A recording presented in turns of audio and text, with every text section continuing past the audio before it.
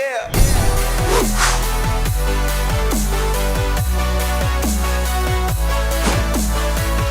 Welcome back to the Gridiron Expert. Today, continuing our schedule previews of our way too early top 25 teams. And today we're taking a look at the 24th ranked Texas Longhorns, who are coming off a very disappointing 2019 campaign. New Year's Day, January 1st, 2019. Texas upends Georgia 28-21 in the Sugar Bowl.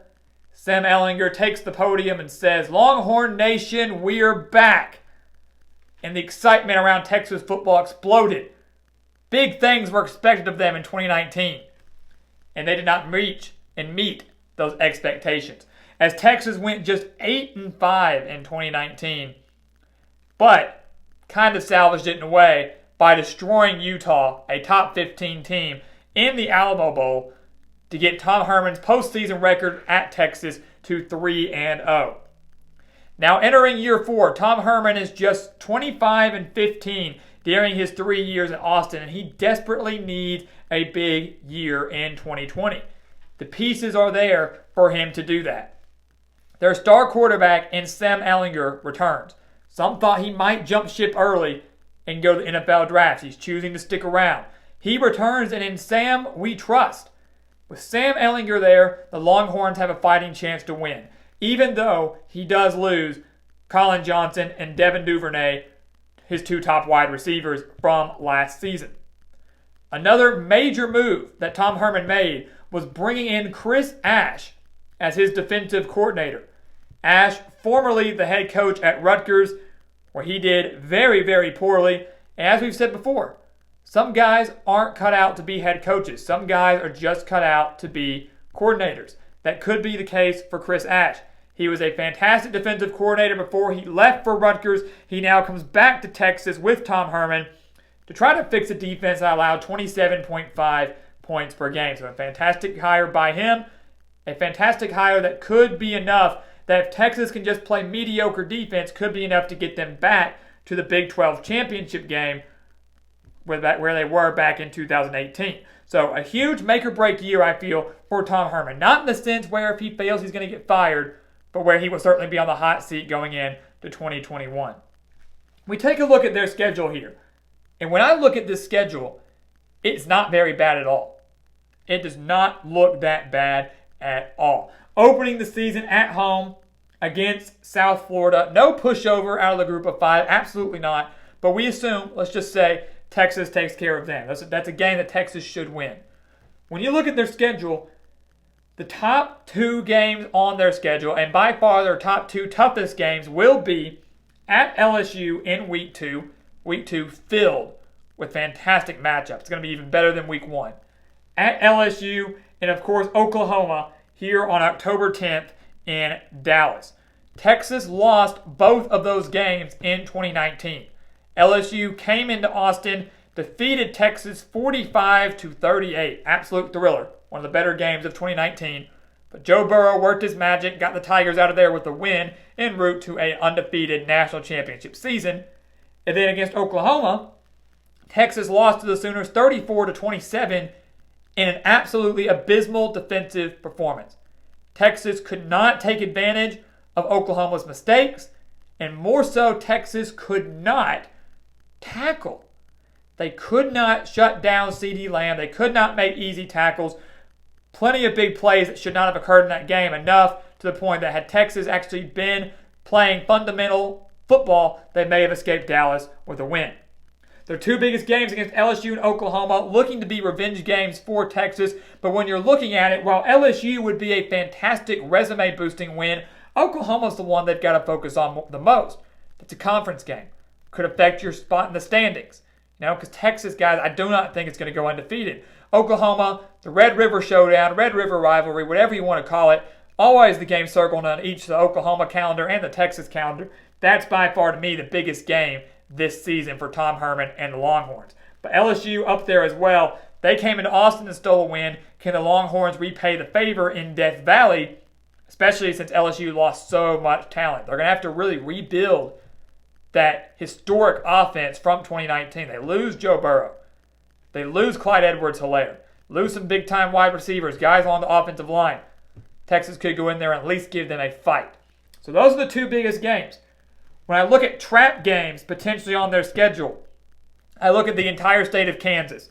Right here, Kansas State, major trap game. Texas won at home over the Wildcats 27-24 last year. They were lucky to escape with the victory over Chris Kleinman's squad in year one. But Kansas State this year returns Skylar Thompson. They're fresh off an 8-5 season in Chris Kleinman's first year in Manhattan. Keep in mind, he comes over from North Dakota State, takes a pretty big leap from the FCS to the Big 12, and did extremely well there. Kansas State's got a very experienced quarterback. The defense will be strong, as Chris Kleinman's teams usually are on that side of the ball. And I look here, Texas coming off a bye week. They should be rested. Could be 3-0, more than likely going to be 2-1. But look at that. Oklahoma's right after that game. They can't afford to overlook Kansas State, but teams do tend to look ahead, especially when they've got big games against their rivals the very next week. So I look at this game against Kansas State as a major trap game, and I also view this game here against Kansas as a major trap game. And many people will think that's ridiculous. They will say, Kansas, they haven't been relevant since, 2007, 2008? Been garbage since then. How can you say Texas could be in store for a trap game and a potential loss at Kansas, which we're not predicting a loss here. But I will say this. In Austin last year, Kansas and Les Miles came in and was leading Texas 48-47 before Texas had to go down there and Dicker, the kicker, hit a game-winning field goal and bailed them out once again. And Texas won that game at home 50-48. Kansas went 3-9 last year in Les Miles' first year at the helm, first year in Lawrence. But they did have 3 losses by 1 possession, many of those by less than a touchdown. That Texas game was one of them. Kansas had the talent to get to a bowl game last year. They just weren't able to win those close games. If they do, they're going bowling. Kansas should be a little bit better in year 2 under Les Miles. They're going to rely heavily on Puka Williams, the running back. But all I'm saying is, beginning of November, wild things happen in the month of November. Texas has struggled against Kansas, lost there a few years ago, almost lost to them at home last year. Les Miles is going to build something there. It's just going to take some time. But I do expect the Jayhawks to take a step forward. And I think this road game here, especially after a physical game against Dave Aranda and Baylor, could pose as a potential trap game for Texas. So Kansas State and Kansas, major trap games on the schedule, in my opinion, for Texas going into this season. But once again, when you look at this schedule, guys, there's not one game outside of LSU and Oklahoma, which, as we've said, are the biggest, that should scare Texas mightily. It should freak them out big time. The schedule, to me, is favorable. And when I look here, if I'm looking for a key stretch, if I'm looking for a stretch that could make or break Texas this season, a series where they could rack up a bunch of wins, or really when you look at the key stretch, you look at ones where it could be potential losses, I look at the entire month of November. We're saying Kansas could be that trap game, potentially, opening up the month. They get back-to-back home games against TCU, who Texas lost to 37-27 last year, and that was not a good TCU team. Iowa State, who they lost to 23-21 last year, and Iowa State has kind of become that thorn in everybody's side in the Big 12, where they can beat you at home in Ames, or they can beat you on the road too. And with Brock Purdy and Matt Campbell once again teaming up, Brock Purdy's still there. We said in Sam we trust, in Purdy we trust at Iowa State.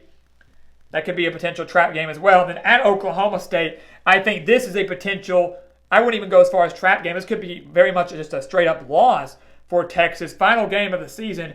But Oklahoma State, they've got their big 3 back. They're going to have their big 3. They're going to get their quarterback back. They got Chuba Hubbard coming back. They got Tylan Wallace coming back. This is going to be a very good team that Mike Gundy has assembled. And a lot of it is because players decided to come back for another year. That was not expected. Many thought Hubbard would go to the NFL, and he didn't. So that was a huge get for Oklahoma State. Texas survived that game against the Cowboys 36-30 last year. But if you're going to go to Boone Pickens Stadium, more than likely at night in a season finale, that's going to be a big, tough one. It may be a trap for Texas as well. But really, the month of November is the key stretch for me, and really that's not that scary compared to some other stretches that we'll see and that we have seen. The schedule lines up there pretty well for Texas. The talent certainly is there for Texas. The FPI certainly thinks so. The Football Power Index predicting Texas to go 10-2 in 2020.